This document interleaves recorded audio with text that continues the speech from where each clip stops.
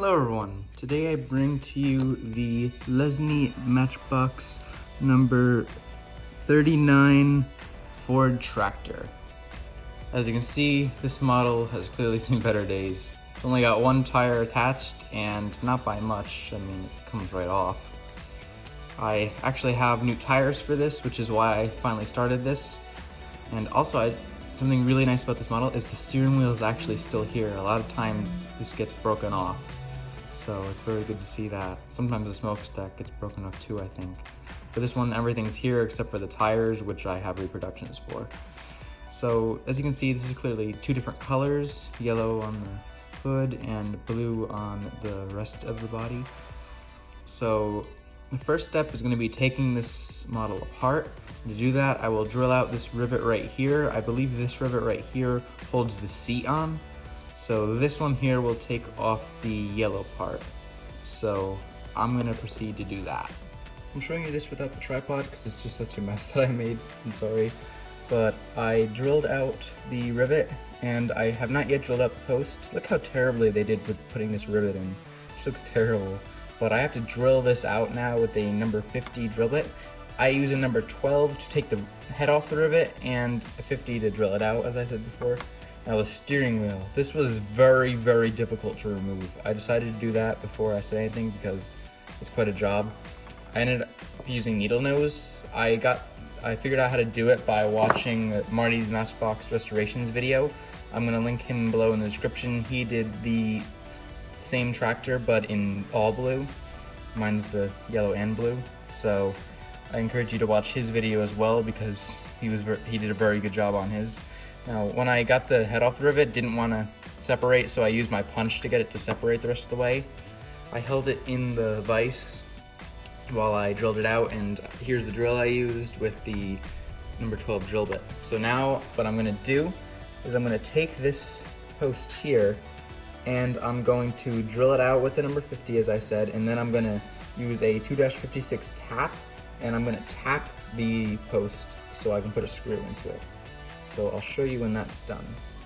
Well, there's going to be a slight different change of plans. So I was using my Dremel with the number 50 drill bit, like I said I was going to, but unfortunately they made this so crooked that I completely broke through the post when I was trying to drill it out. It just came out terrible. I don't even know how I'm going to try to fix this. The only thing I can think of is maybe when I put back together, I'm going to have to use some silicone. So I think that's what I'm gonna have to do. I might come back to this though, so I don't know. But the next step is gonna be to focus on this piece here. So the way that this needs to get done is I need to remove one of the mushroom ends, preferably the smaller one, and then I can slide the axle out and remove the two plastic wheels. So I'm gonna proceed to do that now. Now the way I do that is I use a stone wheel in the Dremel here. So I'll show you that one. So as you can see, I removed the axles. So these tires are a little bit dirty, so they're gonna need to get washed, and I'm gonna need to shine up the axles. I'll show you that later, but for now, what needs to be done is I need to do some color matching. I need to get something that matches this blue here, and I need to get something that matches this yellow here for the hood of the tractor. So I'm pretty sure that the X8 I have here is gonna match with the hood, and I'm pretty sure I can make the blue out of these two. I have the X4 and then the X2. So I believe those will do it. So I just have to test that out real quick and I'll get back to you to see how that works. By the way, this is the stone wheel that I use, just so in case you want to use it too. I think any stone wheel will work, this is just the one that I personally prefer. Well guys, I did a bit of paint work trying to match some paints, and I know they've settled a little bit, but here are the paints. This should be enough to do each part. This one I used on another model that the video will probably come out before this one, but because it was the same color, and you probably recognize it immediately. But those colors match these, so The next step will be to paint strip these two pieces. So I'll show you when that has been completed.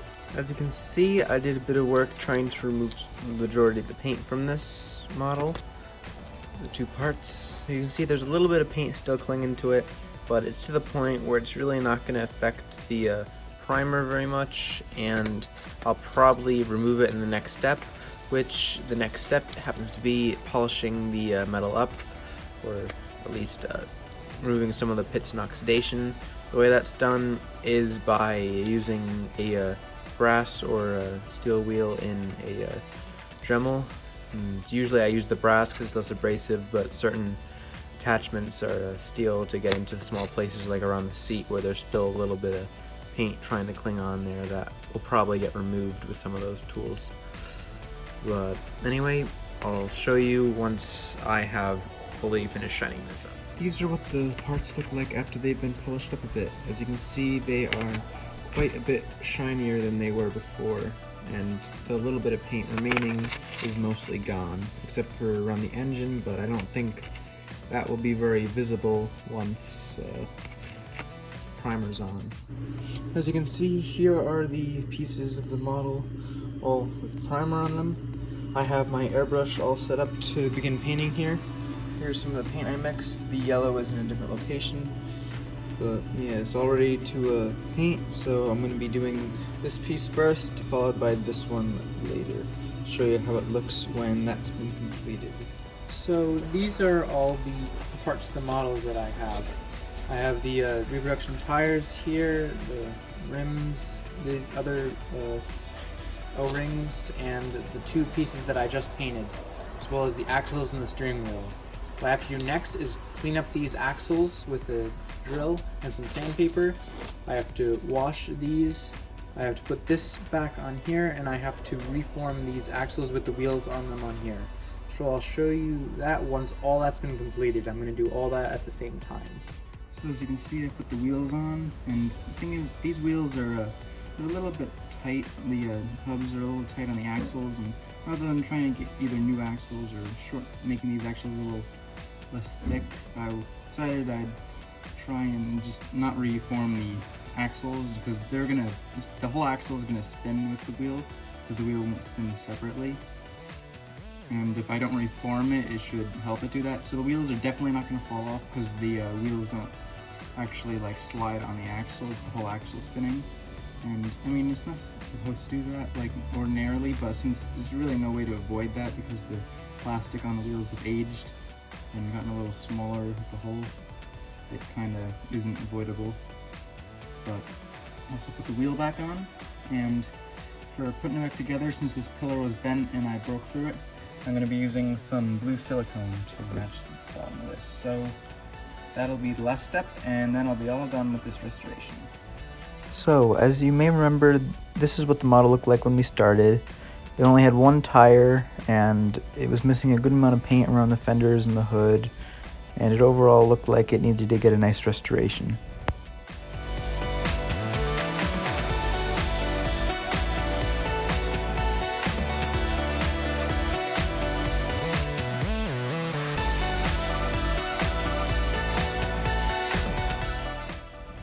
And a good restoration is definitely what it received, because now it looks like this.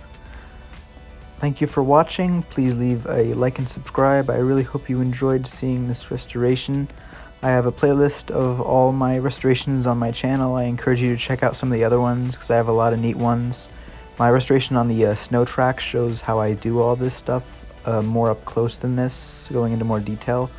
So I encourage you to check that out. And yeah, stick around and watch some more, and thank you for watching. Goodbye.